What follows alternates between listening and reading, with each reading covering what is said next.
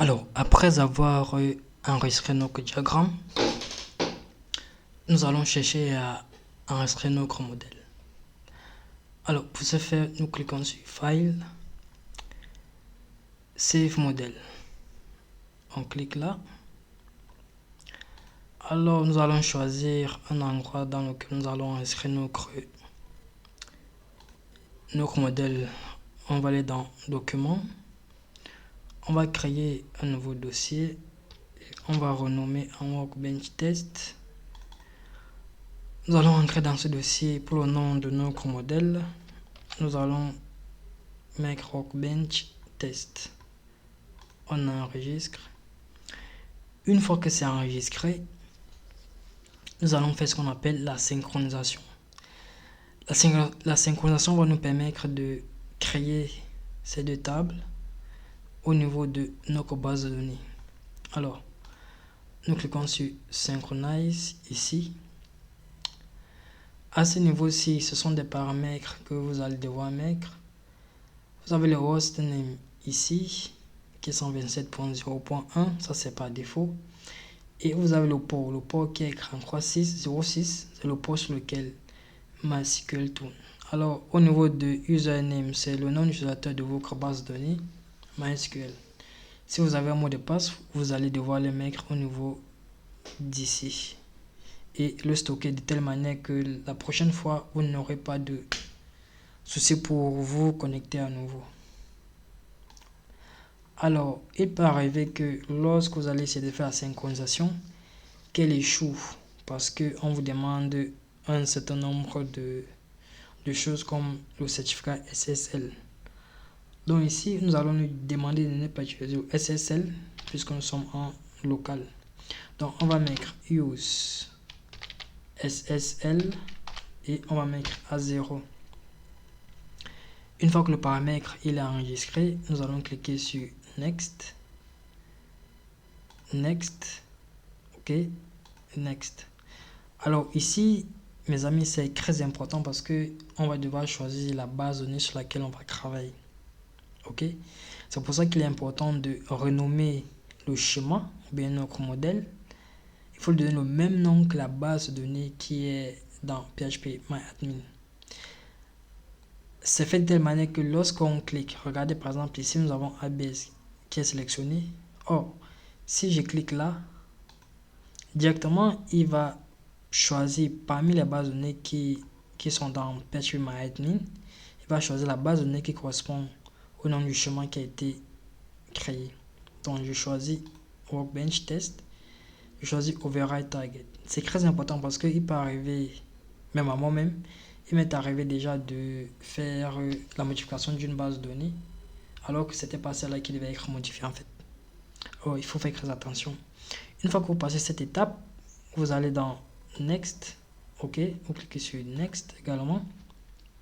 Alors ici, on vous présente une sorte de récapitulatif entre les tables qui sont dans le chemin et celles qui sont dans la base de données.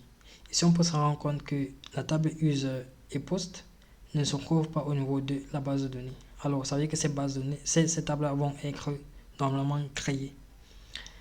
Alors, une fois que c'est fait, on va cliquer sur Next normalement. Ici, vous avez le SQL qui a été généré pour l'opération en cours. Donc, pour vérifier, ici c'est bon, vous cliquez sur Execute. OK. Ici, ça veut dire que l'opération s'est passée sans problème. Or, si vous avez un problème, vous allez avoir un écran ici avec le message qui vous donne un aperçu sur l'erreur qui a été décelée. Alors, vous cliquez sur Close. Maintenant, on peut se rendre compte que normalement, après cette opération, il faut cliquer sur Enregistrer. On peut se rendre compte maintenant que l'opération est aboutie. Maintenant, ce qu'il faut faire, c'est d'aller dans PHPMyAdmin. À l'intérieur, nous allons cliquer sur Structure ici et puis nous pourrons voir que les deux tables ont été créées. Nous avons Post. Nous avons également Users. OK. Vous voyez que c'est une opération très simple. Donc, nous avons créé notre base de données d'une manière graphique. Ok, nous avons un schéma. Ce schéma-là, nous pouvons le partager entre plusieurs développeurs. Normalement, le schéma, on le met soit dans le dossier du projet, qu'on va mettre par exemple sur GitHub, de telle manière que lorsque une personne utilise, qui va faire un push, les autres vont pouvoir récupérer avec un git pull et ils vont se rendre compte que la base de données a été modifiée. Donc cette modification, il va juste falloir la récupérer et faire la synchronisation. Alors comment ça se passe pour la modification? Si on se rend compte qu'il y a un développeur par exemple qui a modifié la base de données, bon par exemple je ferme ici, ok, je m'entre dans document, Workbench test, ok, je vais l'ouvrir. Une fois qu'il est ouvert, j'ai mes diagrammes, bon diagramme bien comme celui-ci.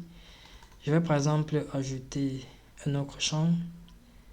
Je vais par exemple dire create add rapidement. Ok. On va par exemple mettre un date time. Alors, je mets un date time. Ok. Je vais enregistrer. Maintenant, une fois que c'est enregistré, je vais juste faire la synchronisation et je vais suivre les étapes, les mêmes étapes à chaque fois. Use SSL 0, next, next, next.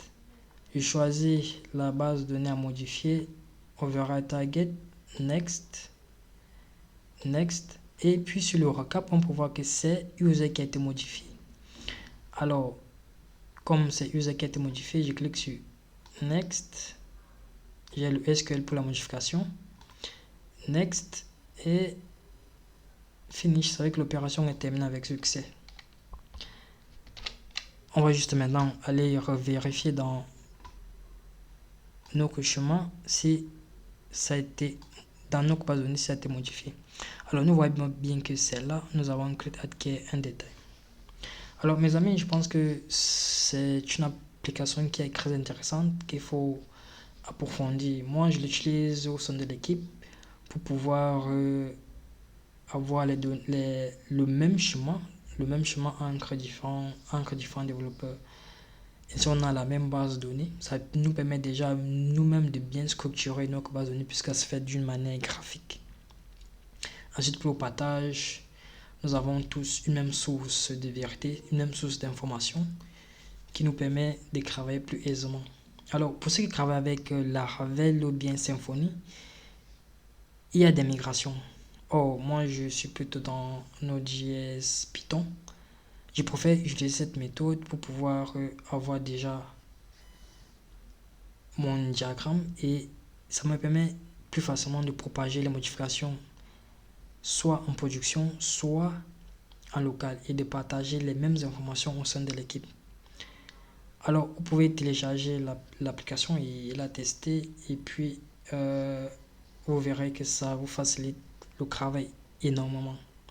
Alors, si vous avez appris quelque chose dans cette vidéo, je vous recommande de liker évidemment. Et même si vous n'avez pas aimé, je pense que vous allez devoir mettre je n'aime pas. Ça va me permettre de m'améliorer au fur et à mesure dans les prochaines vidéos. Alors, si vous aimez ce genre de contenu et que vous voulez également avoir le même type de contenu, je vous recommande de vous abonner. Alors, on se dit à la prochaine vidéo. Ciao.